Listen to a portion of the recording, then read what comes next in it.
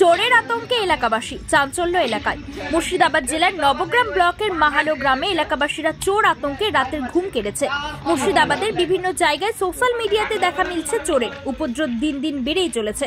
এমনই লক্ষ্য করা যাচ্ছে সোশ্যাল মিডিয়ায়, কিন্তু এটা কি সত্য না গুজব তা এখনো পর্যন্ত স্পষ্ট নয়। সেই বিষয়ে আমাদের ক্যামেরার সামনে কথা বললেন মহাদেব নামে এক ব্যক্তি। তিনি জানান, আমি প্রত্যেক দিনের মতোই বহরমপুর থেকে রাত্রি 11টার সময় বাড়ি ফিরি, কিন্তু আজকে 9টার সময় বাড়ি ফিরছিলাম। তখন 3 জনকে কালো ড্রেস পরে দেখতে পাই। তিনি সঙ্গে সঙ্গে গ্রামে এসে গ্রামের ক্লাবে জানান এবং ক্লাব থেকে গ্রামের মানুষদের নিয়ে লাঠি হাতে তারা গ্রামটি ঘুরে দেখেন, কিন্তু তাদের আর দেখতে পাওয়া যায়নি। তাই তারা গভীর রাতে গ্রামে যেন কোনো চোর ঢুকতে না পারে, কোনো অঘটন যাতে না ঘটে, তাই তারা রাত্রে পাহারা দিচ্ছেন। পুরো এলাকাবাসী আতঙ্কে ঘুমাতে পারছেন না। এটার কারণ যে আমরা ফেসবুকে সোশ্যাল মিডিয়ায় দেখতে পাচ্ছি যে নানা জায়গায় চুরি হচ্ছে, বিভিন্ন জায়গায় চুরি হচ্ছে। তাছাড়া আমাদের গ্রামে অনেক ফেরিওয়ালা হকার আসছে, ঠিক আছে।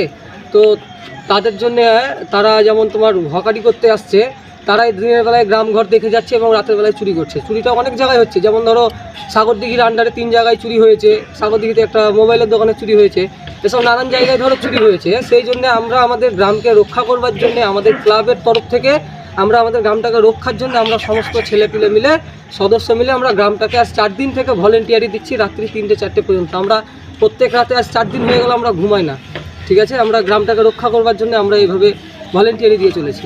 এই বিষয়ে কি প্রশাসন কোনো হস্তক্ষেপ গ্রহণ করছে না? প্রশাসনকে এখনও আমরা সেইভাবে কোনো কিছু জানাইনি এখনো পর্যন্ত, তবে দেখা যাক কতদূর কী হয়, তারপর আমরা প্রশাসনকে জানাবো এইসব ব্যাপারটা, ঠিক আছে। ততদিন আমরা আমাদের কমিটির ছেলেপিলে মিলেই মানে গ্রামটাকে আমরা কভার করছি।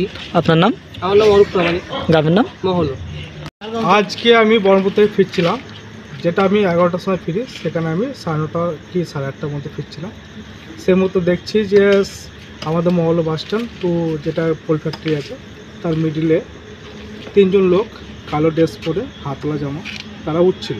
আমি হেলমেট পরছিলাম, হেলমেটটা তোলার পরে আমি দেখছি তারা 3 জন উঠছে। আমি এসে সঙ্গে মহলো যারা বাসিন্দা ছিল বা আমার গ্রাম বাসিন্দা, ঠিক আছে, তাদেরকে বললাম। তারা বলছে যে চলো দাদা আমরা যাবো সঙ্গে সঙ্গে। আমরা গিয়ে ইনকোয়ারি করলাম। তারা সেক্ষেত্রে আমরা পুরো জঙ্গল ছানবিন করার ফলে আমরা কিছু দেখতে পেলাম না। আমাদের মহলে যারা বাসিন্দা ছিল আরও যারা, তাদেরকে আমরা সেগুলো শেয়ার করলাম। তার ফলে তারা গিয়ে আমাদেরকে সহমত দিয়ে একসঙ্গে আমরা গোটা গ্রাম ঘোরাফেরা করলাম।